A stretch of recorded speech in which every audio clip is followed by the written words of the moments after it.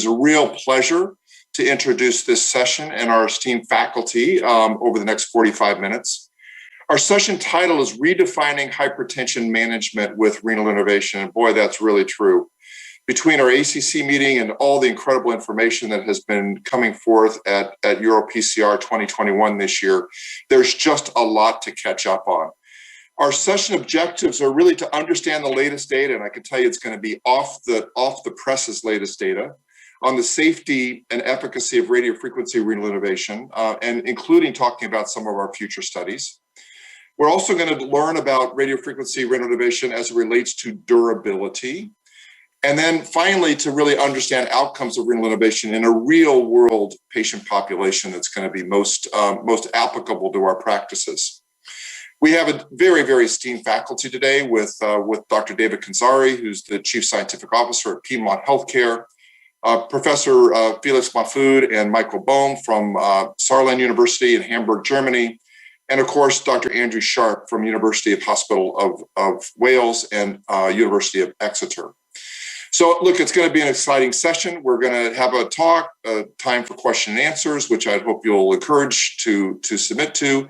Another two talks, and then we're going to finish up with some good dynamic Q&A sessions at the end. So without further introduction, let me turn this over to Dr. Kandzari, who's going to update us now about the future technology of and clinical data for renal innovation. David? Hello, I'm David Kandzari from the Piedmont Heart Institute in Atlanta, Georgia, in the United States, and this is a welcomed opportunity to be part of a program sharing with you the trial evidence supporting renal denervation therapy with the Simplicity Spiral program. My disclosure is related to research and grant support and minor consulting honoraria from the interventional device industry. Recognizing that, for example, in the United States alone, nearly 60% of individuals with hypertension do not achieve societal or guideline-directed blood pressure treatment goals raises the opportunity for device-based therapy such as renal denervation as a complement or alternative to pharmaceutical therapies and lifestyle interventions. To date, the evidence basis supporting renal denervation therapy with radiofrequency ablation stems from varied trial designs, varied trial populations, and trial conduct. The OFF-MED study designs minimizing confounding related to drug medications, and similarly demonstrating the biologic proof of principle of renal denervation therapy, and unexpectedly has been met with enthusiasm from individuals seeking alternatives to medical therapy for the treatment of hypertension. Conversely, on-meds programs are thought by the medical community to be more representative of clinical practice in which patients have persistent uncontrolled hypertension despite prescription of antihypertensive therapies. And finally, a real-world experience represents a broader, less selected patient population, many of whom have coexisting illnesses that would often exclude them from more rigorous existing randomized clinical trials, and provides further insight into clinical practice. With regard to the OFF-MEDS program, the OFF-MEDS pivotal trial has been recently presented and published within the past year, randomizing patients following a drug washout regimen and with uncontrolled hypertension in a sham-controlled randomized trial design to either renal denervation therapy or control to evaluate the primary endpoint at 3 months of the change in ambulatory systolic blood pressure. But importantly, the trial was also statistically powered to detect differences in the office systolic blood pressure at 3-month follow-up. Unlike many other cardiovascular trials, this patient population is generally younger. The average systolic blood pressure exceeds 160 millimeters mercury, and both by office and ambulatory criteria, the diastolic blood pressures approach 100 millimeters mercury. And in this trial experience, and consistent with the OFF-MEDS pilot study, treatment with renal denervation therapy was associated with statistically significant, clinically meaningful reductions across all measures of both systolic and diastolic blood pressure, and both by ambulatory 24-hour assessment as well as by the office criteria. As an example, the absolute reductions in the systolic blood pressure by 24-hour ambulatory criteria were 4.7 and 9.2 millimeters mercury for the office criteria, respectively.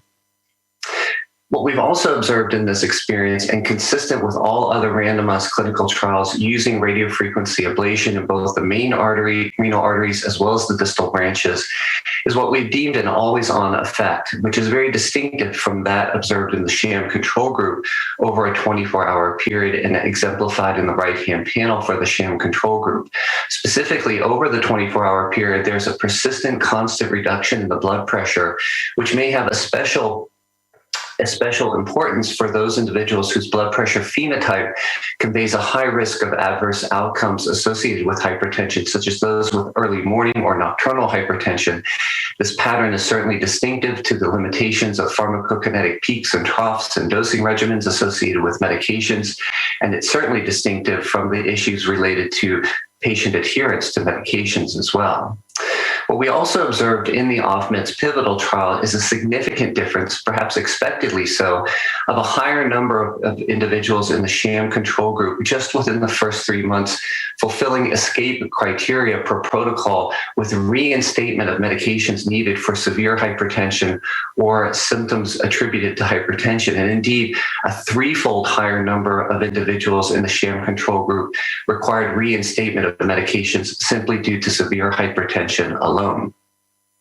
With regard to the on-meds clinical experience, while the on-meds companion study is currently ongoing as a larger sham-controlled trial, the on-meds pilot study has also been previously presented, randomizing patients, again, in a sham-controlled clinical trial, randomized clinical trial design, but in this instance with uncontrolled hypertension, despite prescription of 1 to 3 commonly prescribed classes of antihypertensive medications.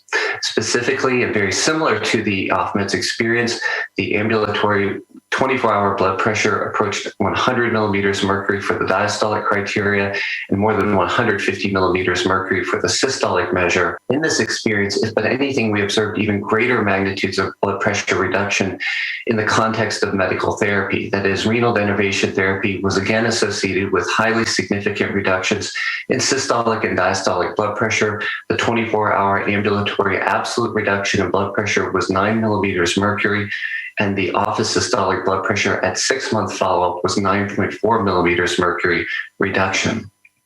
And again, an always-on effect was observed, demonstrating again a consistent finding over the 24-hour period, which additionally may have importance with regard to a new metric applied to hypertension trials termed time within target range, which intuitively is associated with a lower risk of major adverse events. Aside from reductions in office and 24-hour ambulatory blood pressure, we also recently demonstrated with a win ratio analysis the opportunity for renal denervation therapy in the context of medications to enable a reduction in either the dose and or the number of medications by a pre-specified medication index. Further, renal denervation therapy performed with radiofrequency ablation in the main renal arteries and extending into the distal branch vessels to date has proven to be exceptionally safe. There are no major device-related adverse events, no major procedural complications as well. And with imaging at follow-up, no occurrences of renal artery stenosis or other disturbances to the renal artery architecture. In fact, these findings are very consistent with a recent meta-analysis of 52 studies demonstrating no change in the GFR following renal denervation therapy. And in fact, some data would suggest a preservation of the GFR as blood pressure is improved.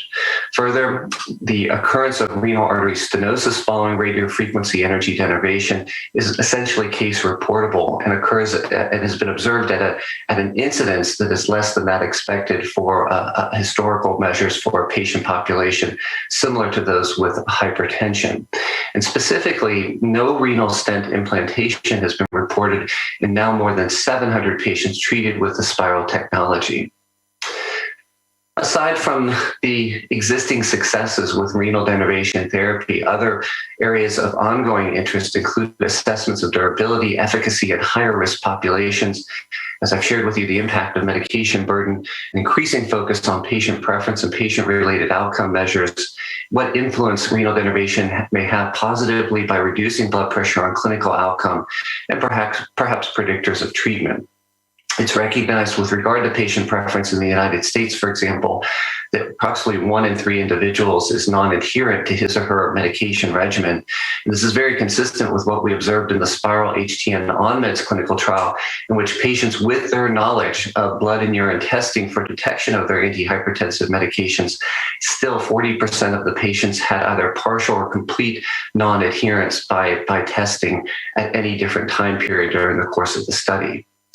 Recently, in a large survey of patients with hypertension, in fact, approximately 1/3 of patients, if not a greater proportion, would prefer a catheter-based intervention for control of their blood pressure rather than escalation in the number of medications. And interestingly, the patient preference does not increase as the pill burden or as the blood pressure severity increases, which may be different from a healthcare provider's perspective. And indeed, the greatest proportion of individuals seeking a device-based therapy as an alternative to medications was observed among those patients not taking any medications whatsoever. With regard to durability, recall that from a recent meta-analysis of more than 350,000 patients from 51 randomized clinical trials, not of device therapies, but of pharmaceutical therapies, the average reduction in office blood pressure is about 5 millimeters mercury with a single antihypertensive agent. And this is certainly less than what we observed with renal denervation therapy, but there's also a waning effect over long term, and this may be in part related to non-adherence. To date, as we'll learn more in this program from the Global Simplicity Registry, in a subgroup of patients with 3 years of follow-up, both by ABPM and office systolic blood pressure, following renal denervation, the blood pressure reductions are of a greater magnitude and persist through long-term follow-up. And these observations cannot importantly be accounted for by an increase in the number of antihypertensive medications. In fact, there's little reason to believe otherwise, that the reductions achieved with renal denervation and blood pressure wouldn't translate to improved clinical outcome as observed in pharmaceutical trials. Recall that a 5 millimeter reduction in systolic blood pressure by office criteria translates to a roughly 5% reduction in mortality, and a 10 millimeter reduction translates to a roughly 10 to 15 millimeter reduction in cardiovascular death. To that end, applying the same modeling then, in a recent meta-analysis of renal denervation trials that even included the Simplicity HTN-3 study, the magnitude of benefit observed, at least to date with renal denervation, may translate to at least a 10% reduction in major adverse events and up to 8% reduction in mortality. And recently, for the Global Simplicity Registry, investigators demonstrated that in patients with other coexisting illnesses, such as diabetes or chronic kidney disease or multi-drug resistant hypertension or even isolated systolic hypertension, the absolute reduction in blood pressure is similar across these very coexisting illnesses and atherosclerotic disease risk. But moreover, in a recent presentation from the German Hypertension Society, among those with resistant hypertension and those with diabetes mellitus, the reductions in death, myocardial infarction, and stroke are at least of similar, if not greater magnitude than what we've observed with modeling with pharmaceutical therapies. Finally, very briefly, predictors of treatment is an area of ongoing study, and it's quite challenging for us to define responders as of yet for a definition that has no consensus, recognizing, for example, in the right-hand panel that against a constant background, still patients in the sham control group may eventuate to a much higher blood pressure than what was started with. And so how we measure or define response to renal denervation therapy and predict response still has, again, found no resolution or consensus, whether it's an absolute or relative reduction, at what time point it's measured and how, and whether it can be measured successfully among a population versus an individual alone. In summary, new blood pressure guidelines motivated by increasing awareness of the benefits of more intensive blood pressure control and poor levels of hypertension control and the recognition of non-adherence opens the opportunity for renal denervation therapy that to date has demonstrated statistically significant, clinically relevant blood pressure reductions in uncontrolled hypertensive patients, both in the context of a drug washout regimen demonstrating the biologic proof of principle, as well as commonly prescribed antihypertensive therapies. We uniquely observe an always-on effect throughout the daytime and nighttime period with renal denervation therapy, an extremely favorable safety profile to date.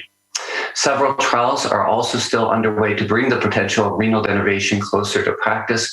We'll learn more about them with regard to procedural technique in the spiral distal program in today's program, as well as further insight into real-world clinical practice from the GSR-defined study.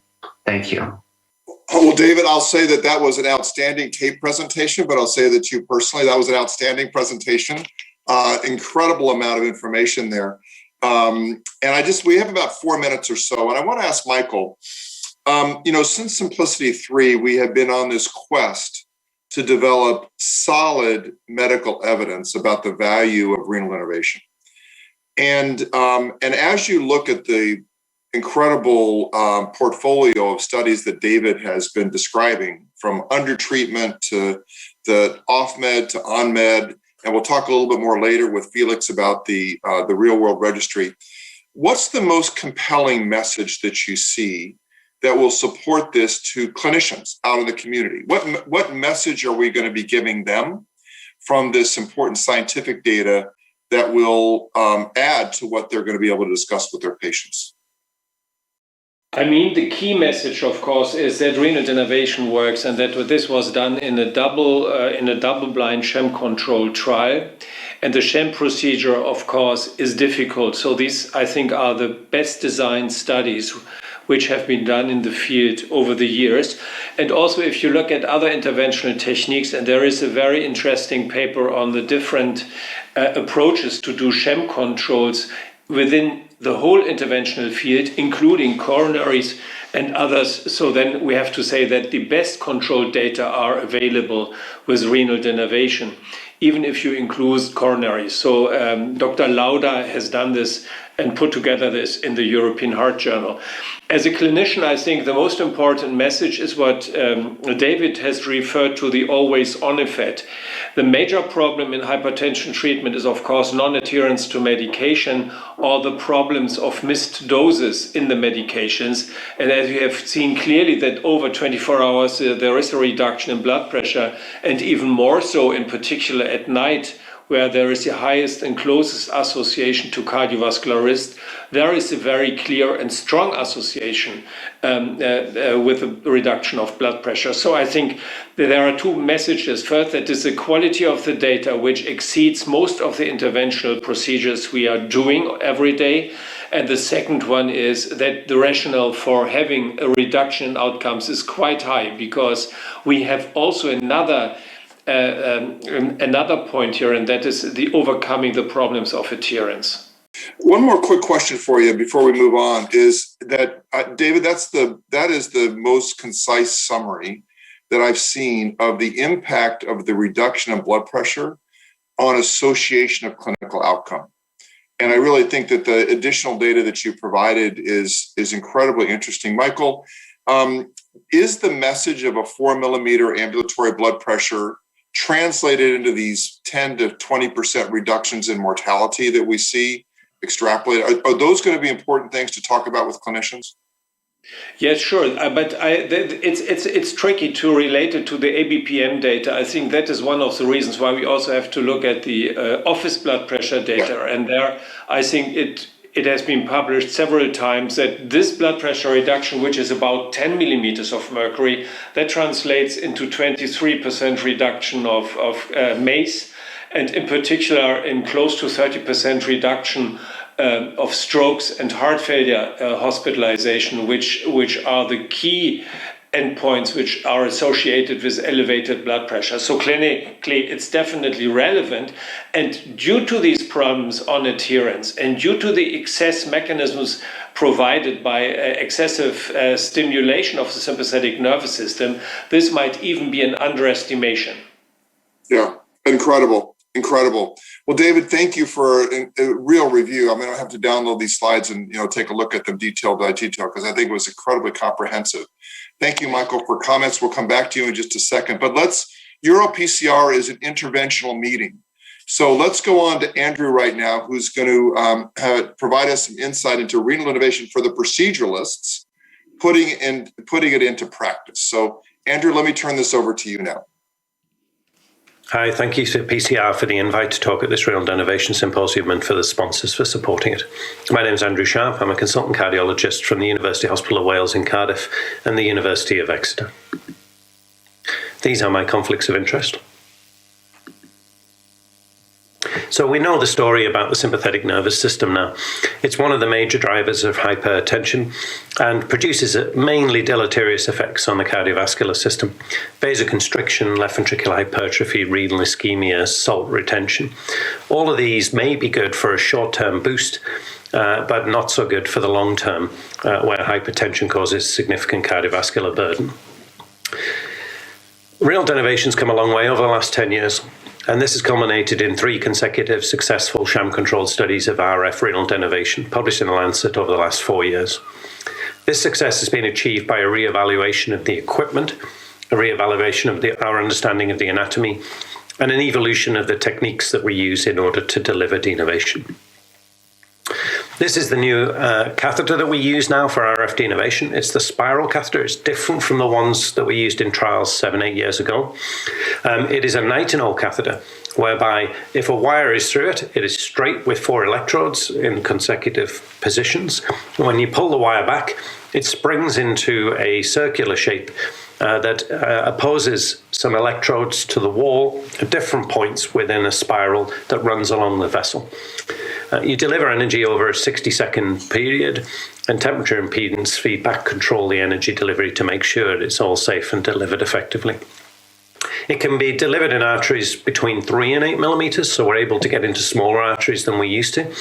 And it's 6 French compatible over a standard coronary 014 guide wire with a rapid exchange system. So it's pretty easy to use.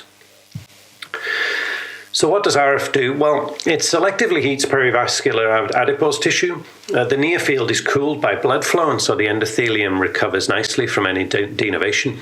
But the fat around the vessel, in the periappendicular space where the renal sympathetic nerves run, is gradually heated up, leading to denervation. So if humans were made of thermochromic gel, you see from the middle exactly what that would look like, with 4 beautiful clovers that show symmetrical energy delivery. But in fact, in humans, we get a slightly different effect, and that's because conductance of thermal energy through human tissues around the renal artery is different from gel. And we get a more mushroom cloud type appearance here, with a more amorphous structure that comes around the denervation site. And I think that's sensible. These are not uniform tissues. So what about anatomy? Well, we've been studying anatomy for thousands of years, and yet we have evolved our understanding of renal nerve anatomy just over the last few years. So renal nerves originate from the aorta and travel towards the kidney. And we used to think that was a relatively even path along the vessel. But in fact, they start further away than we realized and come close to the renal artery around the bifurcation. This occurs in more than half of right kidneys, and in about half of left kidneys, that the nerves only come into contact with the wall in close proximity beyond the bifurcation. And this could have affected how consistent our energy deliveries were in the studies we started with 10 years ago.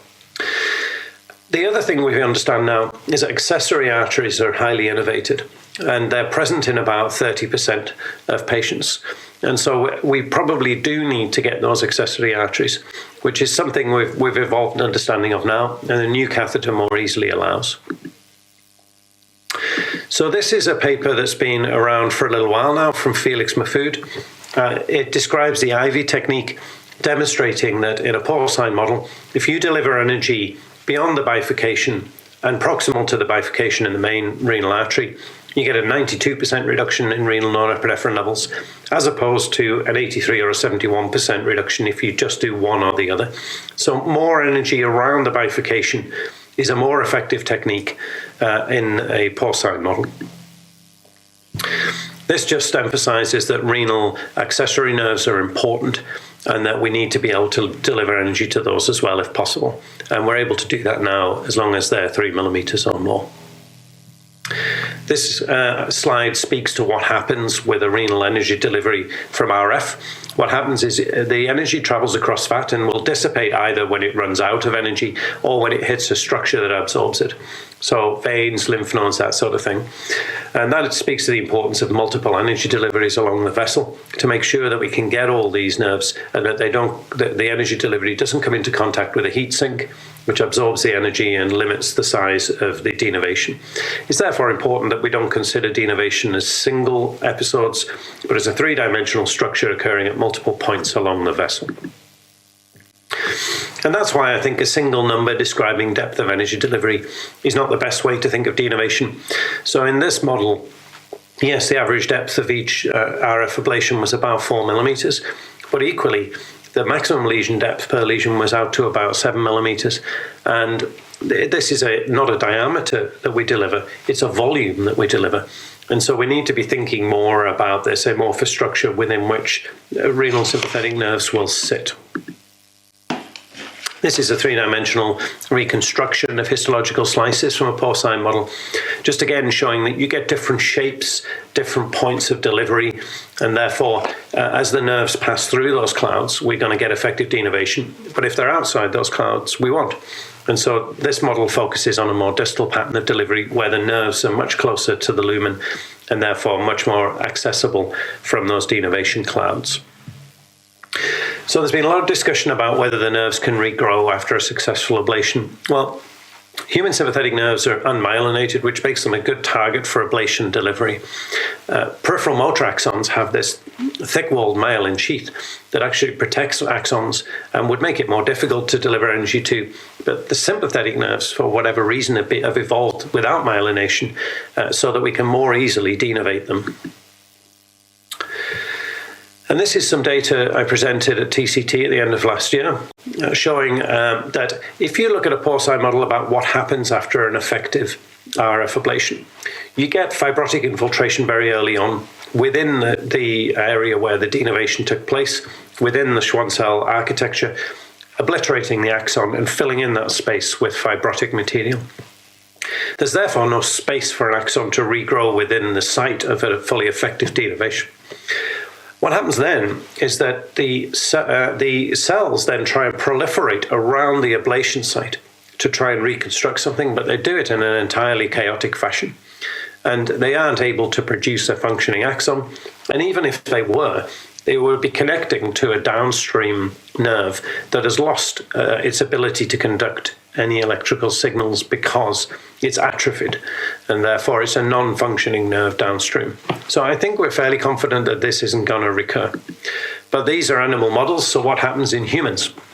So these are clinical results in multiple studies out to 3 years with RF. And we see on the top right the global simplicity registry out to 3 years with 16-point reductions with no evidence of attenuation in any of the studies. And I think that's encouraging. So here we see the real-world results from the Global Simplicity Registry showing that we have evolved a smoother and slicker procedure in the real world. We did a lot of denervations in the sham-controlled studies in the Lancet. In the real world, it's probably about 21 denervations, mostly around the bifurcation, and treatment times about half an hour, with contrast volume only 117 mils. So what's the next step? Well, we've published off-med pilot, on-med pilot, and off-med pivotal.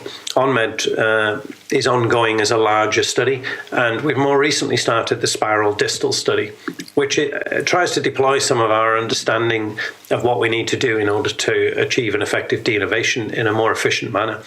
So rather than denervate every section of vessel we can possibly do in this image, what we're trying to do is just deliver one 4-point circumferential ablation before the bifurcation in the first order branches after the bifurcation, and that's it.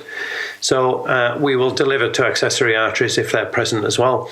But the aim is to try and reduce the number of denervations required to produce an effective blood pressure response and do so efficiently and more comfortably for the patient. So in conclusion, RF renal denervation delivers energy to the periadventitial fat where the renal nerves are located. Circumferential ablation, if we go distally and involve the branches and accessories, produces a more effective denervation. And functional nerve regrowth is unlikely given the structures we've seen that occur after a successful RF ablation. It's all chaotic regrowth around the site with a downstream non-functioning axon. So distal will report soon, at which point we'll have a further growing body of evidence to join the 3 successful Lancet studies that we have to date. Thank you very much. Hello and welcome. Andrew, My name is Felix Mahfoud. I'm working here at the Saarland University Hospital in Homburg-Saar, Germany. And it is my privilege now to discuss with you real-world outcomes with radiofrequency renal denervation, and I'm going to focus on the Global Simplicity Registry. These are my potential conflicts of interest. Well, you've heard about the Spiral HTN clinical program and the merits of different evidence sets. We have completed the off-med trials and the on-med trials where patients have been evaluated in sham-controlled settings, where we compared renal denervation to an invasive placebo in patients without antihypertensive medication, but also with concomitant antihypertensive medication. These were carefully conducted and executed trials, but of course, they represent an arbitrary patient population. And from a clinical perspective, the Global Simplicity Registry is becoming more and more important because it is the largest data set with multiple subgroups available. It aims at investigating the durability and safety of renal denervation when carried out in a real-world setting in patients at high cardiovascular risk with uncontrolled hypertension. And across all studies, of course, safety is important, and in particular, the Global Simplicity Registry aims at documenting the safety of radiofrequency renal denervation. As said, the Global Simplicity Registry is the largest and longest duration investigation of radiofrequency renal denervation. It is a prospective, open-label, single-arm, multi-center, all-comer trial with more than 3,000 consecutive patients with uncontrolled hypertension being finally enrolled. Most of the patients have been treated with the Simplicity Flex catheter, but we're seeing an increasing number of patients that are treated with the Spiral second-generation renal denervation system. This slide here also shows the patient disposition. So at 6 months, we have 2,872 patients with available follow-up data. And at 3 years, 2,590 patients are available for analysis. The patient characteristics are shown here for all patients. First column, for patients elderly, above 65 years of age, patients with diabetes, and patients with CKD. And we selected these subgroups of patients because they represent subgroup of patients with elevated cardiovascular risk. And when you take a close look now at the first column here, where all patients are depicted, you can appreciate that the patients were middle-aged. Most of the patients had a history of cardiac disease, almost 50%. Atrial fibrillation was present in 12% of the patients. Diabetes was present in 40%, almost 40% of the patients. Every 5th patient had a chronic kidney disease. You can appreciate also depicted here the elevated office and ambulatory blood pressure, which was 166 for office systolic with a corresponding 24-hour systolic blood pressure of 154. Patients were heavily medicated and received 4.6 antihypertensive agents at baseline. So here you see the blood pressure change in all patients. On the left-hand side, the office blood pressure change in patients at 6, 1 year, 2 year, and 3 year follow-up, and the blood pressure change was 30 millimeters of mercury at 6 month follow-up, and that increased to 17 millimeters of mercury at 3 years. And the corresponding falls in 24-hour ambulatory blood pressure were around 7 millimeters of mercury for systolic at 6 months, and that increased to 9 millimeters of mercury at 3 years. But what about the subgroups now? So resistant hypertension, and this was defined as patients with a very high baseline blood pressure, office above 150, treated with more than 3 antihypertensive agents. And of note, the baseline blood pressure in that subgroup was particularly high, 175.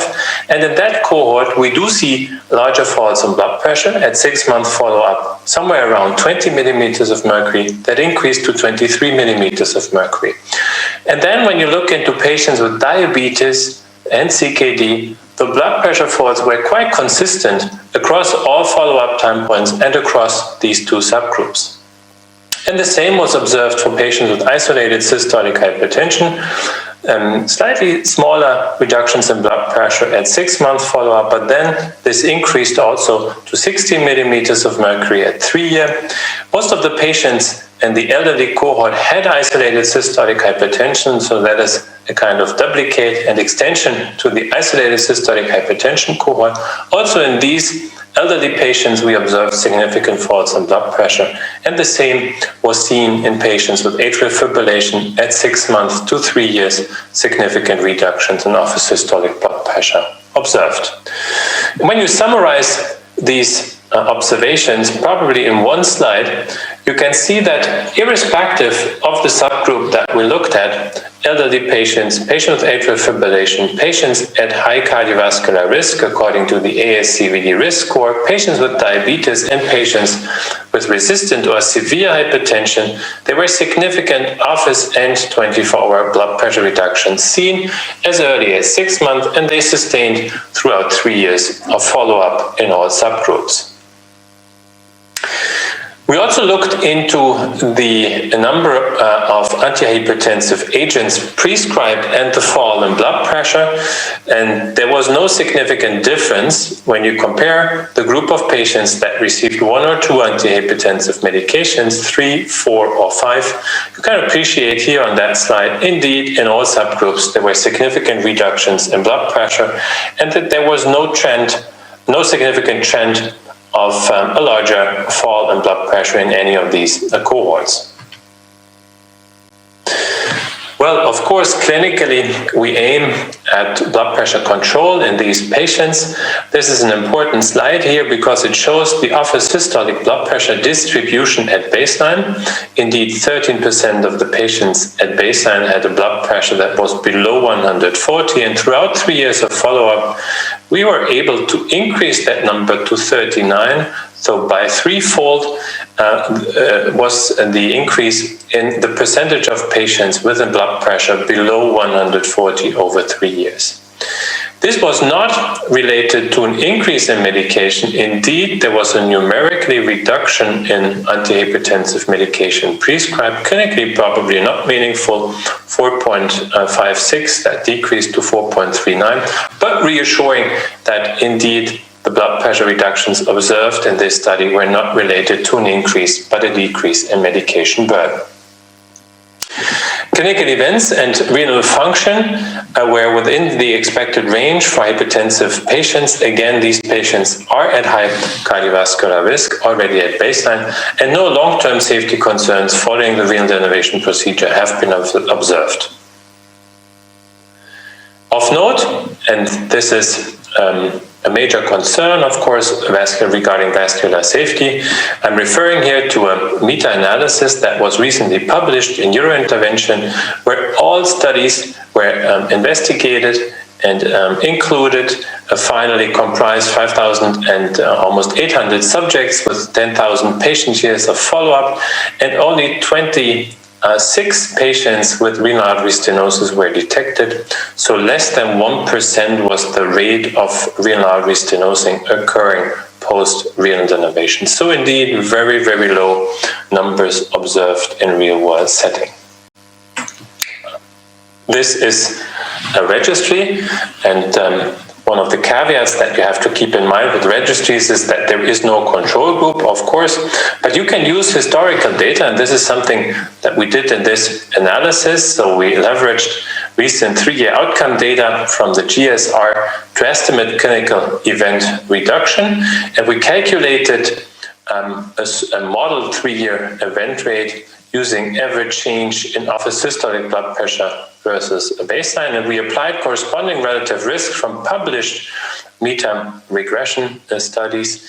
And as said, we calculated the expected control events and number needed to treat. And what you can see here is that the modeled 3-year event rate for patients included in the Global Simplicity Registry was 13.5, and the observed 3-year event rate was lower indeed by almost 4 points, 9.9, and that indicates that we would need to treat 28 patients to avoid 1 MACE within 3 years following renal denervation. Of course, this is modeled, but a pretty strong signal observed with this modeling.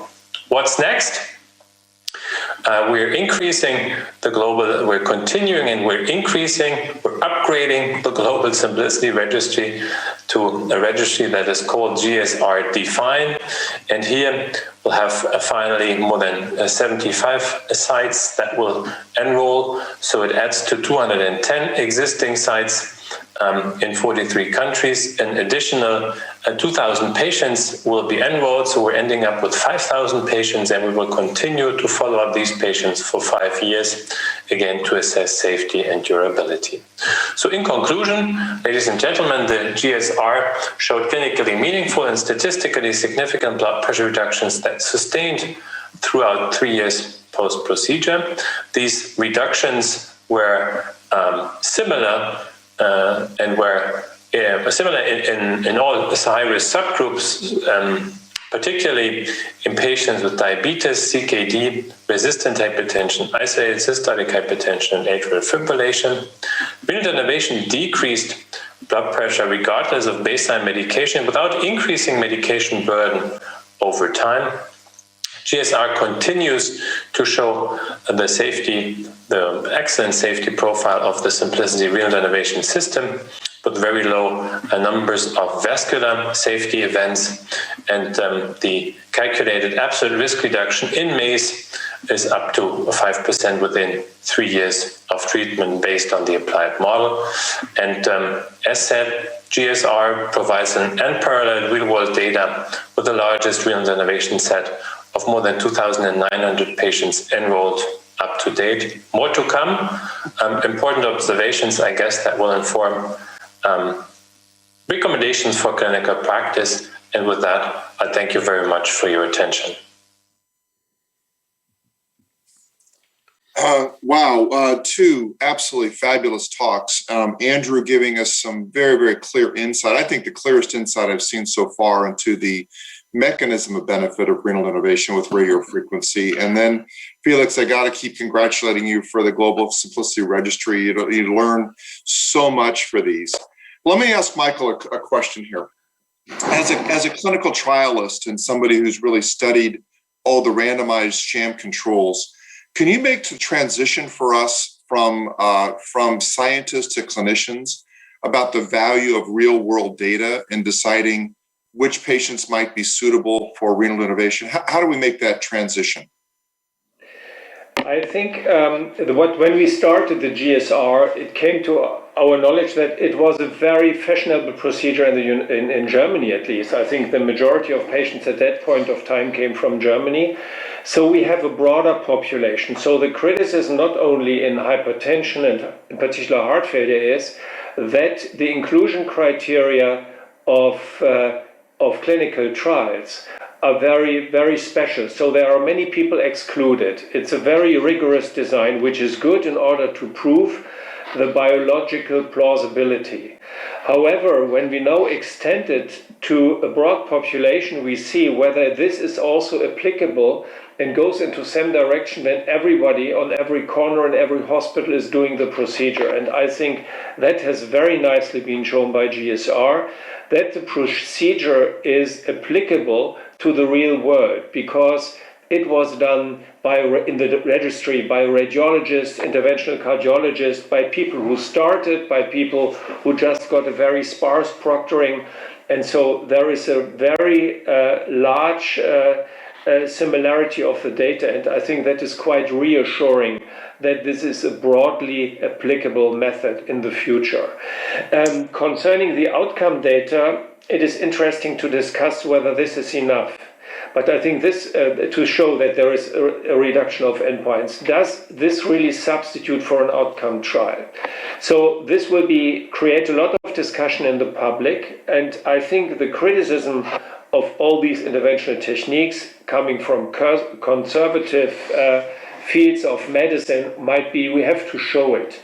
So there is a need for a discussion whether we still need an outcome trial, which maybe not necessarily has to be sham controlled, but we need more data. But I think the outcome data presented by Felix is really a true hypothesis which needs to be followed up.